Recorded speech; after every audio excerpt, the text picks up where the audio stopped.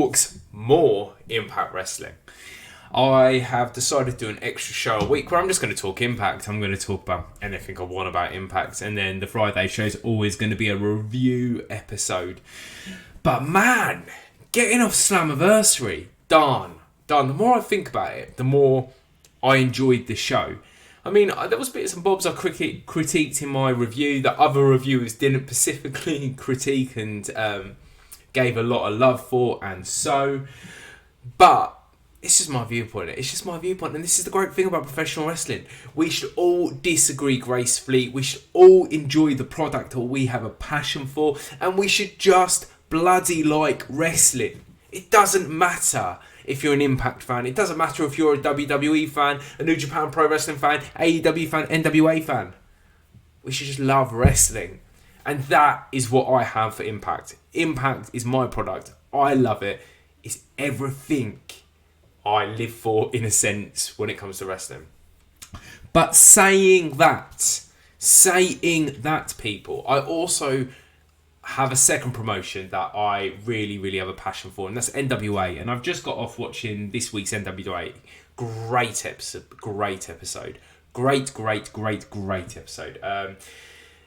I mean, guys like the Fixers, guys like Tom Latimer, Bram, as us Impact fans would know him, people like Kenzie Page, some other stuff. What talents, mate. What talents. On Don't Call Me a Diva, I put earlier in the year Kenzie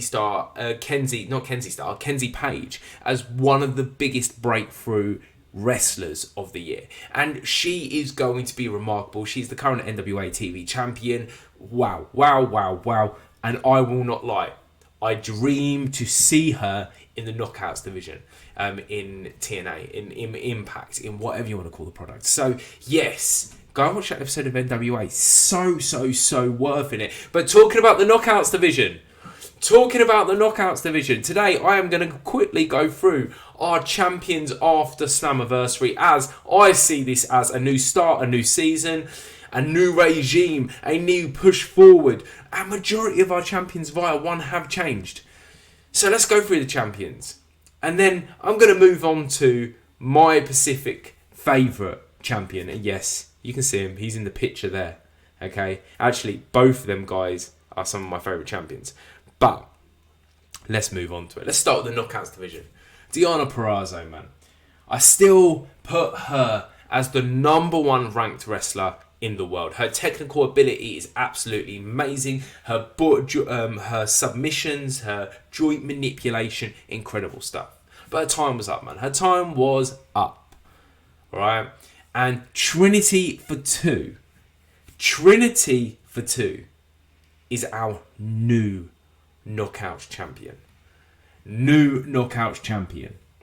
Now, I have said on previous podcasts that Trinity for two is like the modern day Kurt Angle. And I want to give you some reasons why, and to be fair, later in the podcast I am going to talk about this as well. But the reasons why is this simple. Her career in WWE was good. The stuff with Funkadactyls was good. I mean, the stuff that she did with her women's championship run was good. She is historically the first ever black women's champion. Okay? And she's also historically now the first ever black Knockouts champion. So she is in history. But her career fundamentally was as an upper middle carder. And that was always a major shame. Okay? And she has come to Impact, the best story-telling and character-based wrestling product in the world. My perspective, my viewpoint. Okay?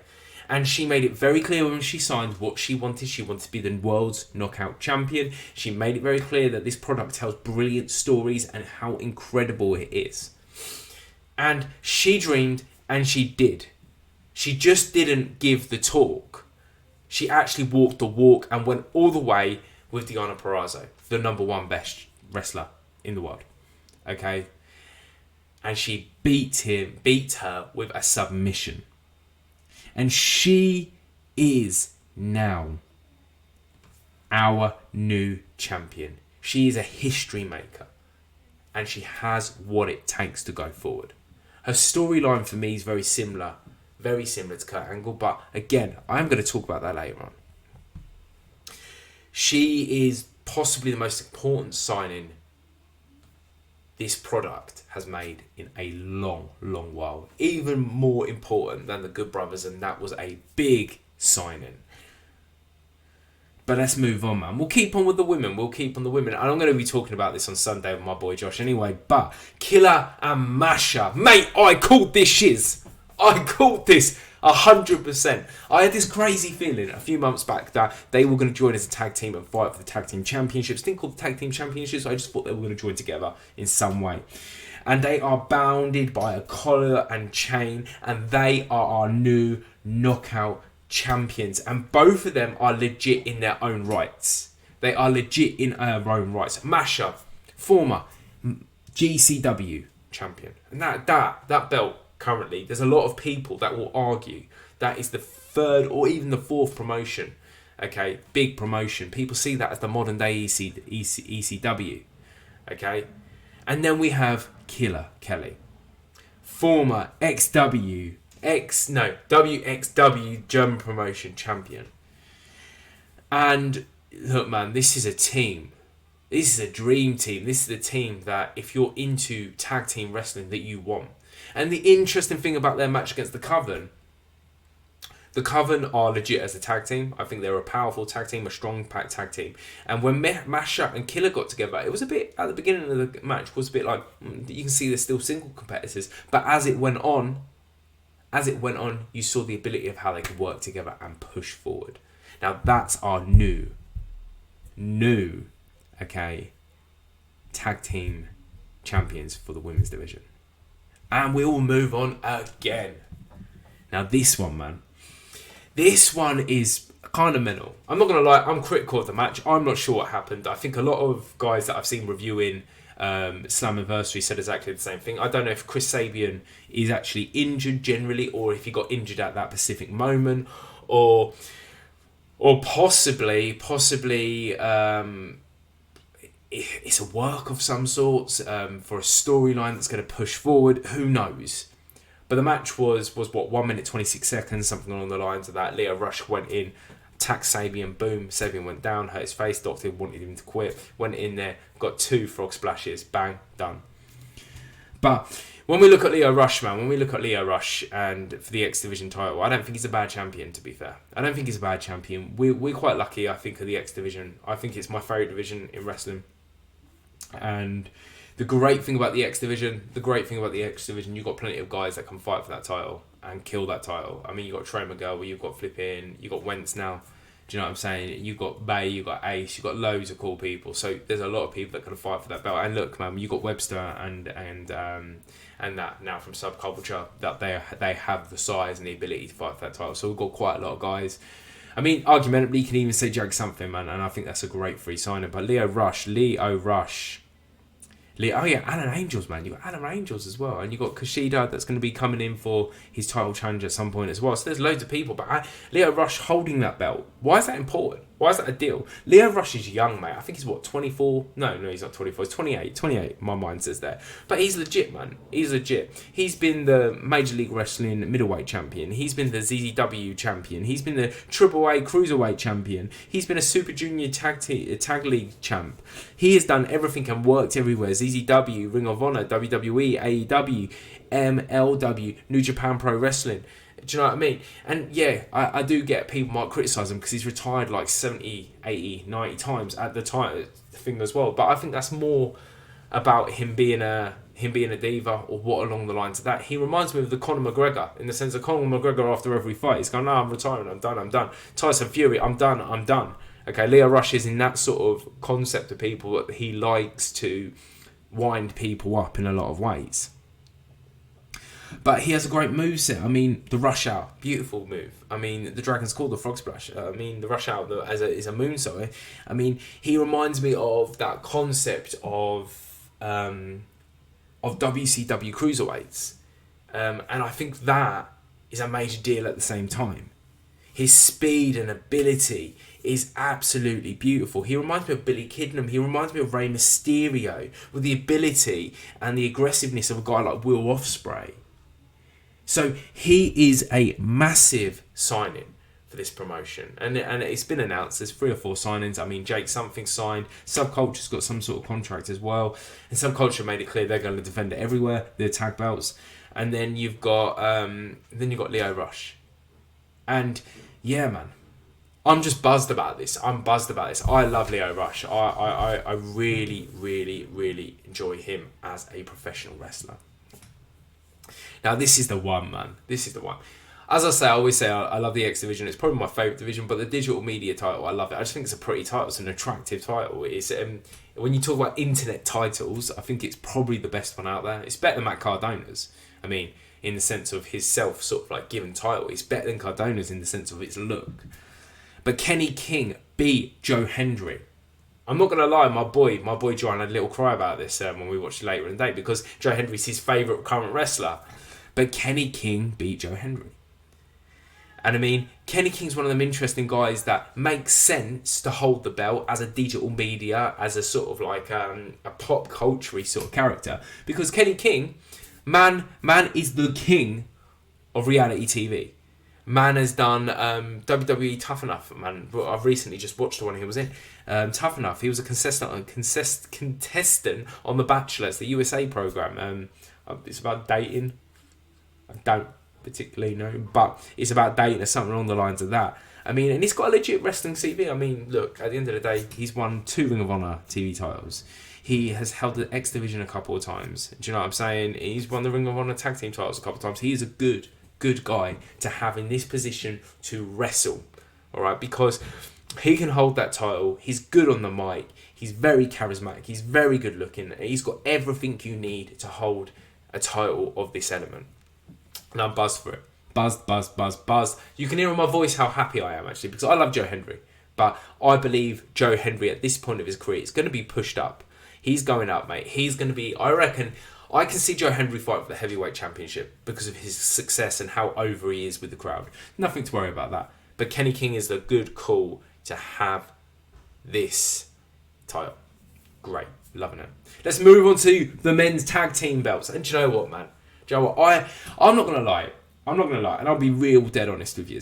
Okay, Subculture did a promo just before Slammiversary, and I said it was weak and it was awful. And I still hold that viewpoint. It was bad. It was a bad promo. It wasn't a great promo. It didn't particularly... If I'm a new fan, okay, if I'm a TNA fan and I don't know who this British tag team is, I'm thinking it's kind of like that. But because I'm British and I know who Subculture is, I know who Flash Morgan and Andrews is and Luna. I know who they are because of the NXT scene and the general scene in the UK. All right, I know that their ability in the ring is freaking immense, and I said this. And the interesting thing about that tag match, again, I'm not gonna lie, a lot of people I noticed reviewing this said they loved this tag match, and I didn't think it was that great. I didn't think it was a great tag match. I thought ABC and Subculture were probably the ones that had the greatest moments, and that makes sense because of sort of like their similar sizes. They have big move sets, but I was generally disappointed in other elements because fundamentally, I'm not gonna lie, I wanted Moose and Myers to win this belt. I just thought it was their time and they deserved it, and I think they would have been great champions. And do you know what? Moose and Myers had their moments. I think Sammy and sort of like Rick had their moments as well, but I think Subculture were the stars of that. And honestly, I think the Rascals were the stars of it as well. Okay, but it was a great match. But listen to me, all right? The whole concept of Subculture is they're a group of guys and girls that want to stand out from the crowd. They want to stand out from the crowd. That's why they're called a subculture. Back in the day when I was a teen, we used to call it alternative. It'll be an alternative. Okay, so I was a skateboarder, so I was in that alternative scene. Okay, and that was standing out the crowd. That was the concept of it. Have a subculture. The subculture skate scheme wasn't popular. It's cool now. Do you know what I'm saying? But that's what they are. But Morgan and Andrews are great wrestlers. Absolutely fantastic wrestlers. You can just have a look at their short spell, interestingly enough, when they were subculture in NXT. Great stuff. And they are the British Rev Pro champions, and they've recently just won that as well, and good for them in that sense. They were well deserved. Great ring wrestlers in that concept, and it's a good bit of business at the same time, because as a Brit, I'm thinking, look, all right, bring British people in, okay, we might get a British event sooner rather than later. And I kind of thought that with Aldis, but from what I understand is Aldis's contract is up. And Aldis made a statement, I believe, on a podcast recent, in the last 24 hours, that it's kind of like that kind of his time period in Impact was like a territory element. So he was never going to stay there long. He had a short-term deal, which is a shame in a way, but in another way, it makes a lot of sense.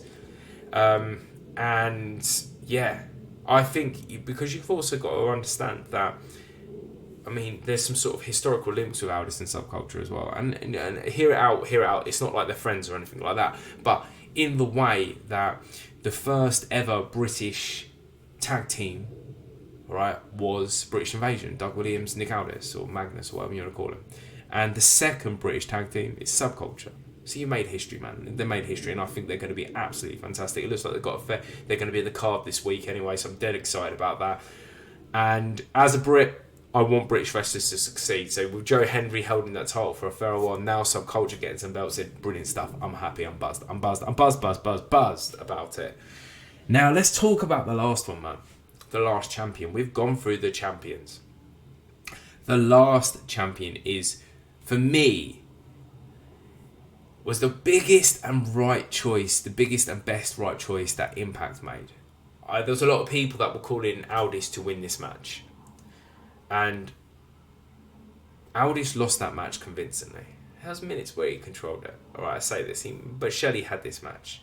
Shelley used the concept of taking the body down and taking him down. And I think this is why I personally hold the viewpoint that Shelley should hold this belt for a fair while. He shouldn't lose it anytime soon. And as we know, Shelley is one of them wrestlers that everybody in the industry takes a little bit from. You can currently have a look at the Rascals. Zachary Wentz, personally, for me, is the modern day Shelley. And then you look at Trey Miguel, you look at Marlon Reed, you look at guys like what's his name, Wes over in NXT. That's last night, I believe, lost his title, the American title, to our kid Dom, but he held that American title for a fair while. And Ace Austin, Chris Bay, you can see that. So he's a great concept and he's a great element, all right, and a great moral mentor for a lot of professional wrestling and Impact. And look, man, he's a legend in the concept of the X Division. And him holding this heavyweight title is absolutely incredible. I'm buzzed. I am so buzzed he's held that title. So buzzed. So buzzed.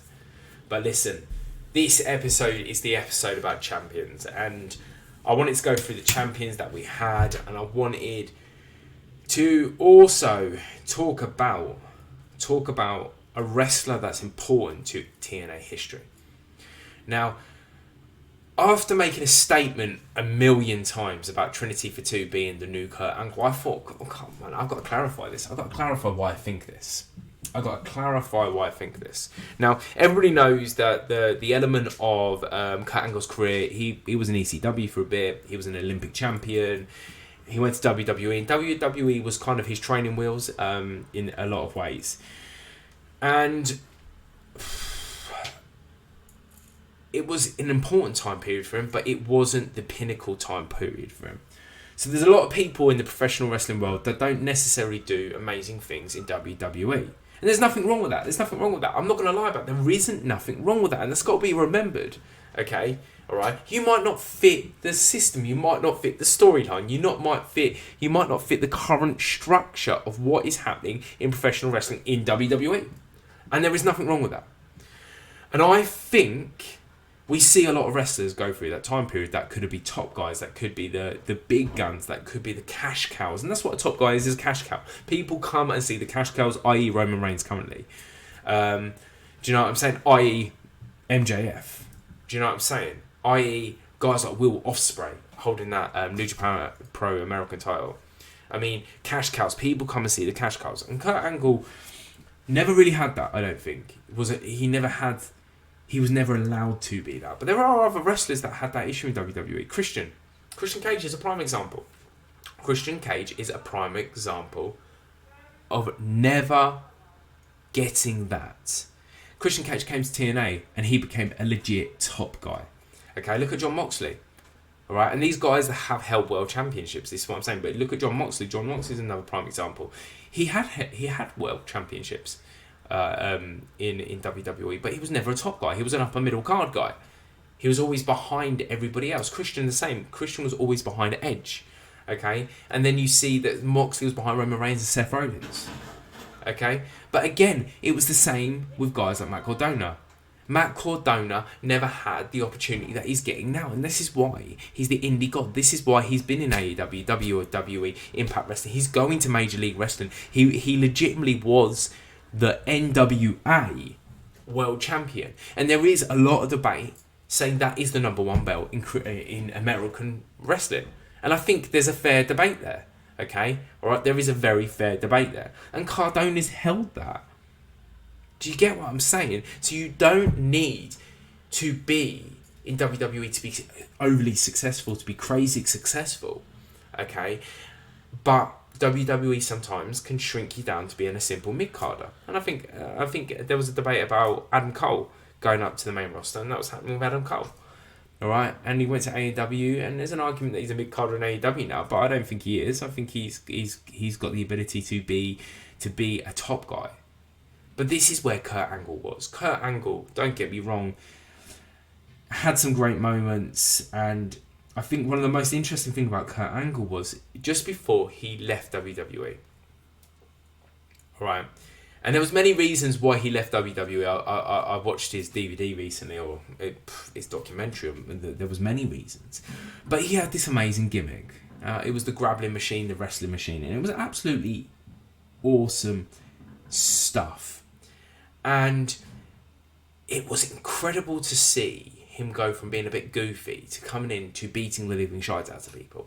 And there were squash matches, man. There were squash matches. And do you know what? I'm not lying. I'm in and out of WWE all the time. I'm in and out of WWE. It's like when this is finished, I'm going to be going watching NXT. And the reason why is because I want to see Wes, man. I want to see Wes Dom. That's the main reason why I want to watch it. But I was in and out of WWE for a long old while. And Kurt Angle was another reason why I tuned into WWE. Because I just like Kurt Angle in that sense. And it was a great gimmick he had. He just came in, beat the crap out of each other. He was living the character that he should have always been. He was living the character that actually showed everybody how legitimately good of a wrestler he was. And this is one of the most important things here. I mean, he fought that fake ECW title, okay, against RVD. And you know what? People might say that's a big belt. WWE might consider that as a big belt, but I'm not going to lie, I consider that as a mid-card belt at that time period. There's a lot of people that considered that as a mid-card belt. And yeah, I get why he might have left WWE. There was a storyline. There was some people say it was he was wrestling injured consistently, and I think he sort of clarifies that. He was taking a lot of painkillers, and he wanted an easier schedule. And that's why he left WWE. And it's fair enough, man. You have the right to do that. You have the right to do that. We saw Finn Balor do that a few years ago. He took time off the main roster, went to NXT because it was close to his house, basically. Or that's what they say anyway. And this gimmick, the grappling machine, the wrestling machine, followed him into TNA. But it was 6 or 7 times better. It was 6 or 7 times more powerful, and he held that gimmick for a long while. And that gimmick was the most important thing that made him a top guy. And don't get me wrong, it started in WWE, but it wasn't being used correctly. But when it was used correctly in TNA, darn, he was good. Darn, he was good. Look at his... So his last match in WWE was against Dorian, and yeah, I get Dorian's been in sort of like TNA and in America, blah blah blah, in Japan and so like that. And he's not particularly a bad wrestler. I'm not going to say that, but he wasn't at upper echelon, okay. But he goes straight into TNA and he's fighting guys like Abyss. He's fighting guys like Samoa Joe, and Samoa Joe at that time period was unstoppably amazing. Samoa Joe's best time period, but some might say Ring of Honor, but it wasn't. It was TNA. We saw a different level of Samoa fucking Joe. And he was fighting guys like Christian Cage, guys like Sting, and this was the thing. And do you know what? Sting wasn't at the end of his game. He's still not at the end of the game now in AEW. Do you know what I'm saying? But he's coming. But this is what he was doing. He was fighting top echelon wrestlers, which I would debate WWE didn't have at the time. And that's my perspective on that.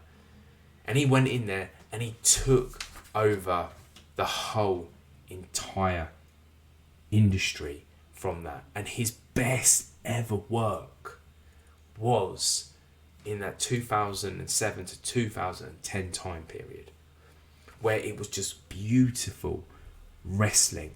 Everything he did, his promos, main event, Vafia, and all that sort of shiznick, and every single one of the things, gimmicks he did was brilliant stuff, man. And do you know what? Fundamentally, I'm going to have to shout this out, because I listened to Chris Van Vliet's podcast with Vince Russo yesterday, and Vince Russo was quite hard on himself about his TNA career. And do you know what? Russo was heavily involved with this shiz, and it was brilliant stuff.